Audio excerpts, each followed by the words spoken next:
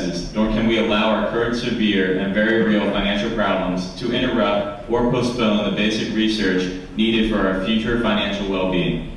Indeed, public funding of research and development is essential for economic growth and productivity, but the country's current financial standing also calls for strong fiscal responsibility.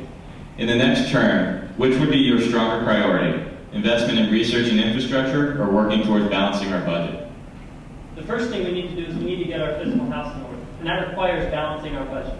Having said that, eliminating all funding for government research is not really at the top of my list. There's so much more we can do with $1 trillion foreign policy to start with. It's also important to note that the implications of having when you have government funding research, it's important to consider what type of research we're funding. For example, just a few weeks ago, my opponent celebrated the opening of the Institute for Homeland Security Solutions, where he brought $7.5 million here to the district to basically fund using social sciences research techniques to do what appears to be, from reading the press releases, data mining of folks who might be potential terrorists. We've lost our Fourth Amendment already. Now we're piling insult onto injury with research that is not characteristic of a free society. Congressman Price, 2 minutes. Just a couple of quick fact checks. The surplus that we ran back in the late 90s was not just the Social Security surplus. By the way, Mr. Lawson's party refused to put the Social Security surplus in a lockbox. You remember that debate? But then we began running the surplus in the other government accounts, or the basic Treasury account, and we paid off $400 billion of the national debt. Who can remember it? But those were the days. And it's Mr. Lawson's party that has turned that situation around. I simply am amazed by the description of the Research Triangle Institute project that my opponent just gave. But anybody who wants to know what that institute will be doing, I'm very proud to support that. And it will have to do with some of the human factors involved in terrorism, and also in disaster preparedness and evacuations. And it's a missing link in much of our Homeland Security research portfolio, and I'm just very proud we're going to pursue it here in North Carolina. Dr. Smithies is right, of course. Our research is our crown jewel in our competitive economic situation in this country. What country can match it? What country has anything like the National Institutes of Health and the National Science Foundation? And yet we're squeezing that research.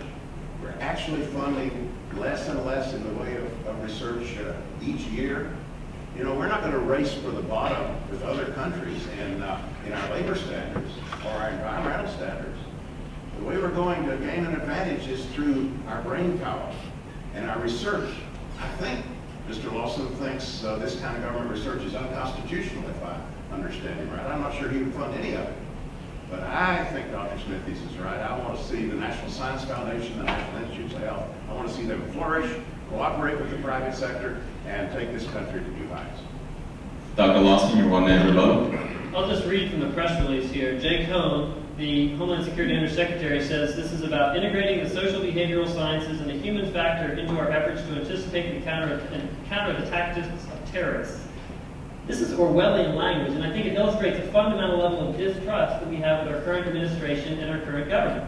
And you follow along further in the release, and it talks about using new technologies and information analysis tools. Now, I'm a software guy. It sounds like data mining to me. I'd much rather have deep, meaningful personal relationships with people in different ethnic communities and build bridges at the local community level. We need to be focusing on fiscal responsibility and building hometown security, not homeland security. And again, please hold over your applause till the end of the debate.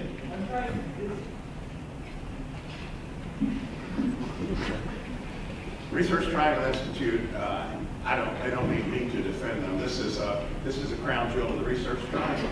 Recently celebrated the 50th anniversary. They do wonderful work all over the world. And I trust them, have great confidence in them to understand the roots of homeland security. That's what this is about. There's no data mining involved. Where in the world would that idea come from? It's just a fanciful interpretation and designed, I suppose, for the campaign trail. But the fact is that we do need to understand, it's a great puzzle, why some communities seem to breed terrorism and to have radical elements arising out of them, and others do not. Most do not. And there's some interesting study going on so we can understand that, and it's a way of reaching out to communities and supporting communities, helping communities, certainly not stigmatizing them.